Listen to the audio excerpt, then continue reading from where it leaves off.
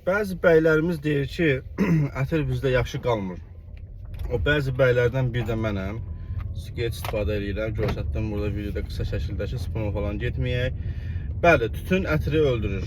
İstər bu orijinalda olsun, istər yağ ətirində olsun, istər Dubai olsun, istər Kitay olsun, fərqi yoxdur. Ətir nə qədər keyfiyyətli olur olsun, onun bir anlamı qalmır. Çünki tütünün iyi, çox kəskin və çox güclü olduğu üçün ətirin qoxusunu üstələyir. Yəni bəylərə məsləhətimiz odur ki, siqaret istifadə edən bəylərə aiddir və ya xanımlar da uca görürük ki, siqaret istifadə edirlər, təəssüflər olsun ki, amma günümüzdə bu bir reallıqdır. Və siqaret istifadə edən insanlar, zəhmət olmasa siz tünd ətirlər və yaxud çox şirin ətirlərdən istifadə edin ki, ətir sizdə qalıcı olsun.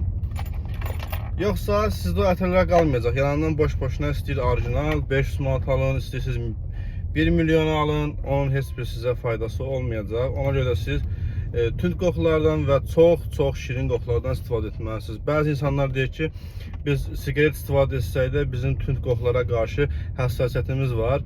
Biz onları qəbul edə bilmirik, baş ağrısı verir. Yəni əhval-ruhiyyəmiz dəyişir. Onda qədər siz ümumiyyətlə ətir istifadə etməyin. Yəni ətirin bir dəfəlik buraxın, asfaltı falan vurun, nə bilim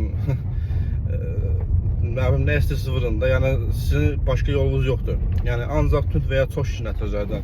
Yəni önərim də odur ki, maksimum dərəcədə tünd ətirlərdən vursun bəylər ki, bu qalıcı olsun, yoxsa qalmayacaq sizdə.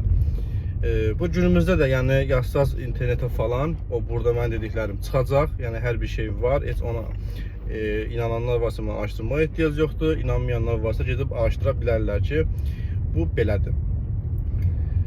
Və bu qədər. Bunu deyim ki, problem ətirlərdə deyil, nə mənim ətirlərimdə, nə də ki, mənim ətirim kimi, yəni keyfiyyətli ətir satan insanlar, qardaşlar falan da var. Onların da ətirində keyfiyyət zəifdir. Sadəcə, burada problem yaradan sizin çəkdiyiniz, istifadə etdiyiniz tütün məlumatlarıdır. Ona görə də bizim ətimizin üstünə bir şey atmayın, qardaş. Sağ olun, salamat qalın.